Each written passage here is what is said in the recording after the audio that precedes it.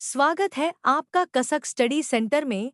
रूस और यूक्रेन का युद्ध लगातार बढ़ता जा रहा है। युद्ध को 3 साल होने वाले हैं और इस दौरान रूस ने अकेले ही लड़ाई लड़ी है।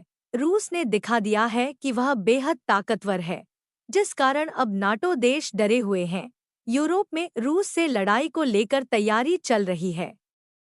आइए समझें, रूस और यूक्रेन का युद्ध पूरे यूरोप में फैल सकता है। नाटो और उसके सदस्य देश रूस के साथ युद्ध की तैयारी कर रहे हैं। यह तीसरे विश्व युद्ध के खतरे को बढ़ाने वाला है। रूसी सेना की ओर से आने वाले भविष्य में उसकी सीमा के करीब के देशों पर हमले की चेतावनी दी जा रही है। इस कारण यूरोप के देशों में रक्षा से जुड़े उपायों की झड़ी लग गई है। जर्मनी की विदेशी खुफिया सेवा के प्रमुख ब्रूनो केहल ने नवंबर के अंत में कहा, रूस पश्चिमी देशों के साथ युद्ध की तैयारी कर रहा है। हालांकि उन्होंने यह भी कहा कि नाटो के कारण यह एक बड़ा हमला नहीं करेगा।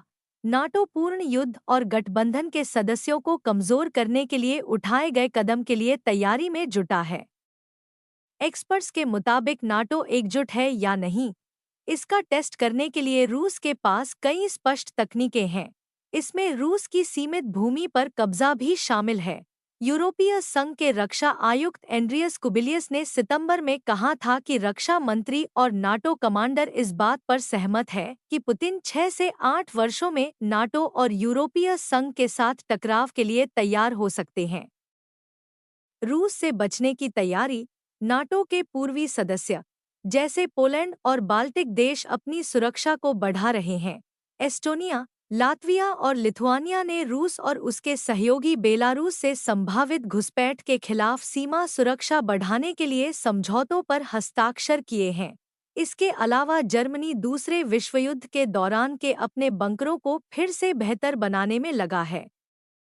वह ऐसे ऐप तैयार कर रहा है जिससे लोगों को हमले के दौरान करीबी बंकर के बारे में पता लग सके। बेलारूस और रूस के कलिनिनग्राद एक्सक्लेव के साथ सीमा साझा करने वाला पोलैंड अपनी ईस्ट शील्ड परियोजना में भारी निवेश कर रहा है। रूस के डर से बढ़ा रहे सुरक्षा। यूरोपीय देश सैन्य ही नहीं, नागरिक सुरक्षा प्रयासों में भी तेजी ला रहे हैं।